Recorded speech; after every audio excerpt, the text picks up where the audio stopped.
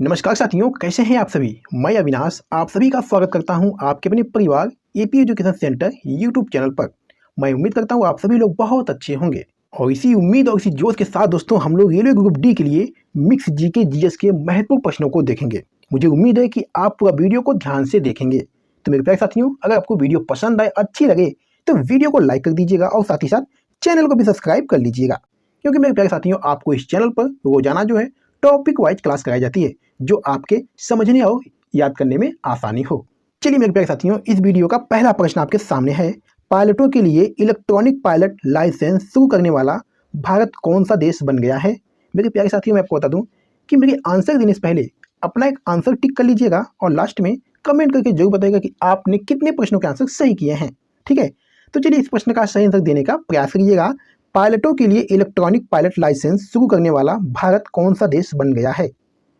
तो साथियों ये दूसरा देश बन गया है, यानी ऑप्शन बी आपका बिल्कुल सही जवाब हो जाएगा। चलिए साथियों, क्वेश्चन नंबर 2 देखिएगा। राष्ट्रीय महत्व के स्मारकों, स्थलों और वस्तुओं का संरक्षण किस अनुच्छेद से संबंधित है। बहुत ही महत्वपूर्ण प्रश्न है दोस्तों।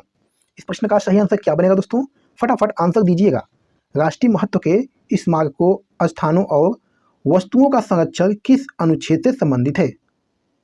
तो साथियों अनुच्छेद 49 से संबंधित है, यानी ऑप्शन है आपका बिल्कुल सही जवाब हो जाएगा। चलिए नेक्स्ट क्वेश्चन है। निम्नलिखित में से प्राचीनतम राजवंश कौन है। बहुत ही महत्वपूर्ण प्रश्न है दोस्तों। निम्नलिखित में से प्राचीनतम राजवंश कौन है। तो मेरे प्यारे साथियों, जो प्राचीनतम राजवंश है ये मौर्य राजवंश है, यानी ऑप्शन है आपका बिल्कुल सही जवाब हो जाएगा। चलिए साथियों नेक्स्ट क्वेश्चन है। खाद्य पदार्थों के संरक्षण में किसका प्रयोग होता है, बताइएगा। इस प्रश्न का सही आंसर क्या बनेगा साथियों। खाद्य पदार्थों के संरक्षण में किसका प्रयोग होता है। तो साथियों ये बेंजोइक अम्ल का प्रयोग होता है, यानी ऑप्शन डी आपका बिल्कुल सही जवाब हो जाएगा। चलिए साथियों क्वेश्चन नंबर 5 देखिएगा। निम्नलिखित में से कौन से वैज्ञानिक शाखा जो है पृथ्वी की स्थलाकृति विशेषताओं के वर्णन और वर्गीकरण से संबंधित है। बहुत ही महत्वपूर्ण प्रश्न है दोस्तों। इस प्रश्न का सही आंसर दीजिएगा। कौन सी वैज्ञानिक शाखा पृथ्वी की स्थलाकृति विशेषताओं के वर्णन और वर्गीकरण से संबंधित है। तो साथियों ये भू आकृति विज्ञान से संबंधित है, यानी ऑप्शन है आपका बिल्कुल सही जवाब हो जाएगा। चलिए साथियों क्वेश्चन नंबर 6 देखिएगा। विभिन्न कारकों जैसे पानी, हवा और बर्फ द्वारा परिदृश्य का क्षय क्या कहलाता है, बताइएगा। विभिन्न कारकों जैसे पानी, हवा और बर्फ द्वारा परिदृश्य का क्षय क्या कहलाता है। तो साथियों ये अपरदन कहलाता है, यानी ऑप्शन बी अपरदन आपका बिल्कुल सही जवाब हो जाएगा। चलिए साथियों क्वेश्चन नंबर 7 देखिएगा। मशरूम चट्टानें किसके कारण बनती है। वेरी वेरी इंपॉर्टेंट क्वेश्चन, बताइएगा दोस्तों। मशरूम चट्टानें किसके कारण बनती है। इस वीडियो में दोस्तों जितने भी प्रश्न लिए गए हैं ये आपके रेलवे ग्रुप डी के लिए और आपके एसएससी एग्जाम के लिए बहुत ही महत्वपूर्ण क्लास है, तो वीडियो के लास्ट तक दोस्तों बने रहिएगा। चलिए इस प्रश्न का सही आंसर दीजिएगा। मशरूम चट्टानें किसके कारण बनती है। तो मैं कहूँगा साथियों ये वायु अपरदन के कारण बनती है, यानी ऑप्शन डी आपका बिल्कुल सही जवाब हो जाएगा। चलिए अगला प्रश्न देखिएगा। गोवा की जीवन रेखा किस नदी को कहते हैं। बहुत ही महत्वपूर्ण प्रश्न है दोस्तों। गोवा की जीवन रेखा किस नदी को कहते हैं। तो मेरे प्यारे साथियों ये मांडवी नदी को कहते हैं, यानी ऑप्शन डी मांडवी नदी आपका बिल्कुल सही जवाब हो जाएगा। चलिए साथियों क्वेश्चन नंबर 9 देखिएगा। किस पर्वत को पर्वतों की रानी कहा जाता है, बताइएगा। बहुत ही अच्छा प्रश्न है। किस पर्वत को पर्वतों की रानी कहा जाता है। तो मैं कहूँगा साथियों ये नेतरहाट पर्वत को कहते हैं, यानी ऑप्शन आपका बिल्कुल सही जवाब हो जाएगा। चलिए साथियों क्वेश्चन नंबर 10 देखिएगा। अंतरिम सरकार 1946 में प्रथम वित्त मंत्री कौन थे। वेरी वेरी इंपॉर्टेंट क्वेश्चन, बताइएगा दोस्तों। इस प्रश्न का सही आंसर क्या बनेगा। अंतरिम सरकार 1946 में प्रथम वित्त मंत्री कौन थे। तो मैं कहूँगा साथियों ये लियाकत अली खान थे। ठीक है, यानी ऑप्शन ए लियाकत अली खान आपका बिल्कुल सही जवाब हो जाएगा। चलिए साथियों क्वेश्चन नंबर 11 देखिएगा। चंद्रयान 2 कब लॉन्च किया गया था। बहुत ही महत्वपूर्ण प्रश्न है दोस्तों, और ये प्रश्न आपके एग्जाम में छपने के लिए 100% चांस है दोस्तों। चंद्रयान 2 कब लॉन्च किया गया था।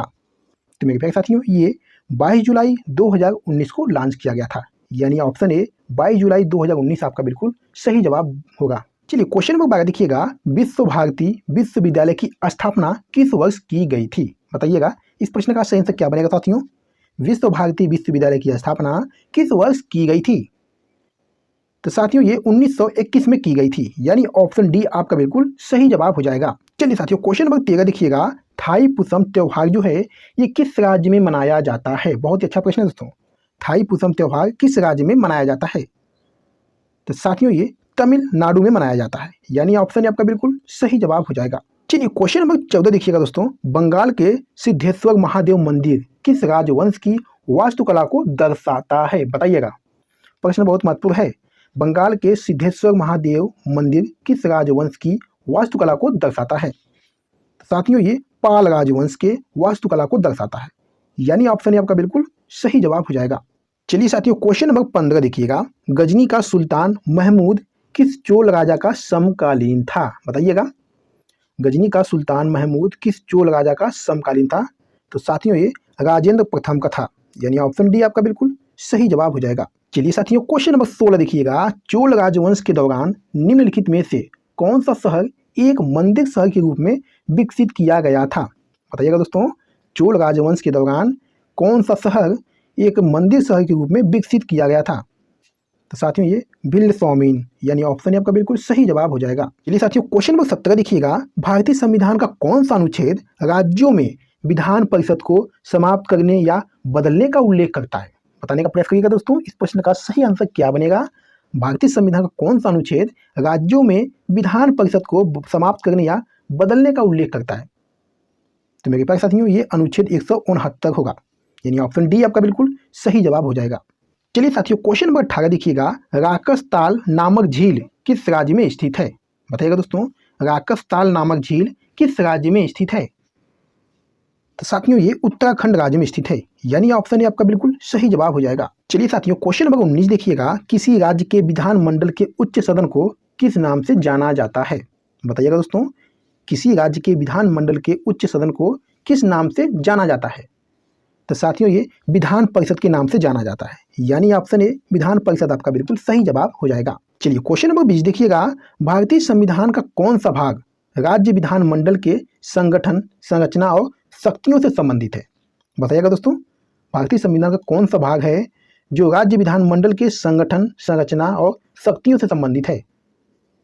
तो साथियों ये भाग 6 है, यानी ऑप्शन बी आपका बिल्कुल सही जवाब हो जाएगा। चलिए नेक्स्ट क्वेश्चन है, निम्नलिखित में से कौन सा विधानसभा की सदस्यता के लिए आवश्यक योग्यता नहीं है? बताइएगा, निम्नलिखित में कौन सा विधानसभा की सदस्यता के लिए आवश्यक योग्यता नहीं है? तो साथियों ये राजनीति का ज्ञान होना चाहिए। दोस्तों राजनीति का ज्ञान हो या न हो, फिर भी आप विधानसभा के सदस्य बन सकते हैं, यानी ऑप्शन सी आपका बिल्कुल सही जवाब हो जाएगा। चलिए साथियों क्वेश्चन नंबर 22 देखिएगा, राज्य विधानमंडल में पीठासीन अधिकारी का चुनाव कौन करता है?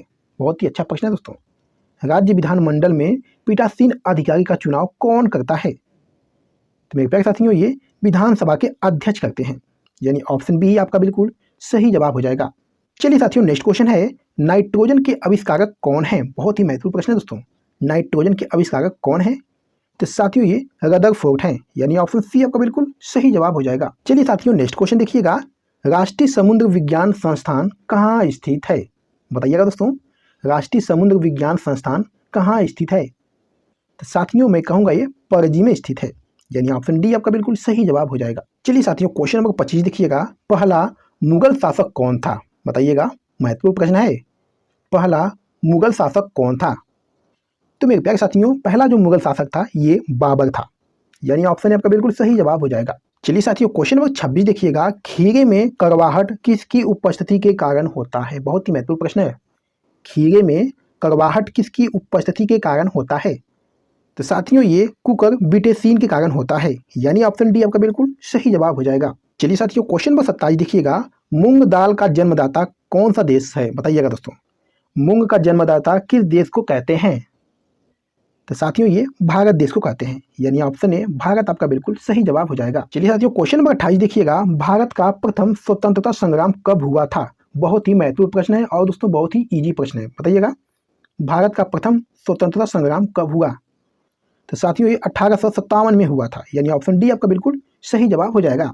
चलिए साथियों क्वेश्चन नंबर 29 देखिएगा, उपाधियों का अंत किस अनुच्छेद से संबंधित है? Very very important question. इस प्रश्न का दोस्तों सही आंसर क्या बनेगा साथियों, उपाधियों का अंत किस अनुच्छेद से संबंधित है? तो मैं कहूँगा दोस्तों ये अनुच्छेद 18 से संबंधित है, यानी ऑप्शन बी आपका बिल्कुल सही जवाब हो जाएगा। चलिए साथियों इस वीडियो का लास्ट क्वेश्चन है, पानीपत की पहली लड़ाई कब हुई थी? बताइए साथियों, बताइए साथियों इस प्रश्न का सही आंसर क्या बनेगा, पानीपत की पहली लड़ाई कब हुई थी? तो साथियों ये 1526 ईस्वी में हुई थी, यानी ऑप्शन सी आपका बिल्कुल सही जवाब हो जाएगा।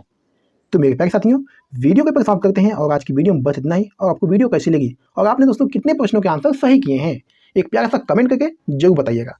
चलिए फिर मिलते हैं आपसे अगली वीडियो में किसी महत्वपूर्ण टॉपिक पे। तब तक के लिए जय हिंद, वंदे मातरम।